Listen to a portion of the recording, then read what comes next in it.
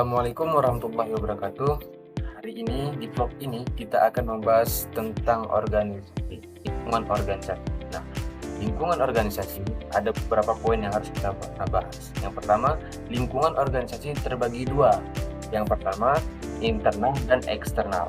Lingkungan internal mencakup faktor-faktor di dalam organisasi seperti sumber daya manusia, struktur organisasi, budaya organisasi, keuangan, teknologi, dan kepemimpinan. Nah, semua faktor ini sangat menentukan keberhasilan organisasi karena dapat dikendalikan secara langsung oleh manajemen.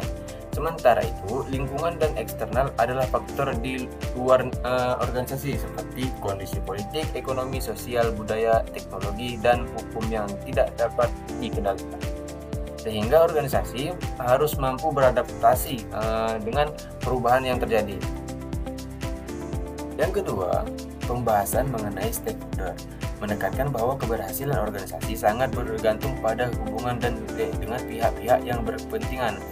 Stakeholder meliputi pemerintah, masyarakat, dan donor. Pemerintah berperan sebagai regulator sekaligus mitra, masyarakat sebagai penerima manfaat sekaligus pendukung utama organisasi, dan donor sebagai penyedia sumber dana. Hubungan dengan stakeholder harus dikelola secara baik melalui transparansi, komunikasi, dan kerjasama agar organisasi dapat berjalan secara berkelanjutan. Itu yang kedua. Yang ketiga, pengaruh sosial dan budaya memiliki peran penting dalam menentukan keberhasilan organisasi. Nilai, norma, dan budaya masyarakat mempengaruhi cara organisasi beroperasi, termasuk dalam kepemimpinan, komunikasi, dan pelaksana program. Kearifan lokal menjadi aset penting yang dapat mendukung keberhasilan program jika diintegrasikan dengan baik. Selain itu, perubahan sosial seperti pengembangan teknologi dan urbanisasi juga menuntut organisasi untuk lebih adaptif, inovatif, dan menjalankan kegiatan itu. Secara keseluruhan, pembahasan menegaskan bahwa organisasi mampu memahami lingkungan, mengelola stakeholder dengan baik, serta menyesuaikan diri dengan kondisi sesuai budaya akan lebih mampu bertahan dan berkembang. Jadi teman-teman, setelah kita membahas lingkungan organisasi, kita lanjut membahas manajemen sumber daya manusia. Jadi manajemen sumber daya manusia dalam konteks pekerjaan sosial, pada bagian pendahuluan dijelaskan bahwa SDM merupakan faktor utama keberhasilan organisasi, terutama karena pekerjaan sosial berhubungan langsung dengan masyarakat yang membutuhkan bantuan.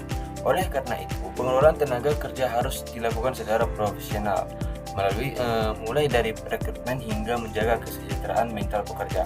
Permasalahan utama dalam masalah ini meliputi bagaimana proses rekrutmen tenaga layanan, pelatihan dan pengembangan, serta fenomena burnout dalam pekerjaan sosial. Tujuannya adalah untuk memahami konsep manajemen sumber daya manusia secara mendalam dan penerapannya dalam bidang sosial.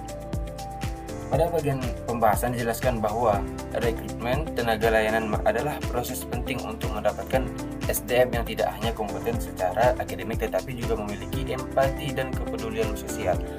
Prosesnya meliputi identifikasi kebutuhan, pencarian kandidat, hingga seleksi melalui tes dan wawancara. Selanjutnya, pelatihan dan pengembangan bertujuan meningkatkan kemampuan tenaga kerja baik secara teknis maupun sikap profesional.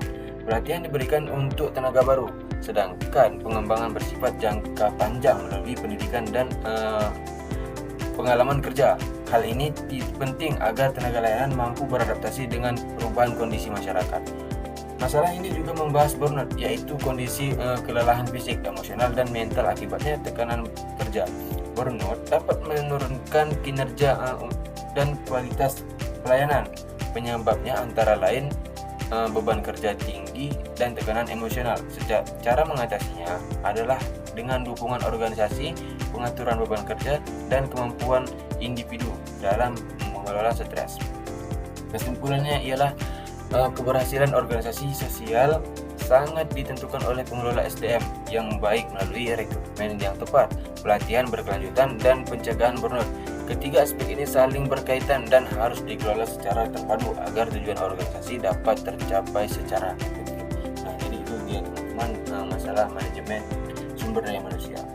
Sekian wabillahi taufiq wal hidayah. Assalamualaikum warahmatullahi wabarakatuh.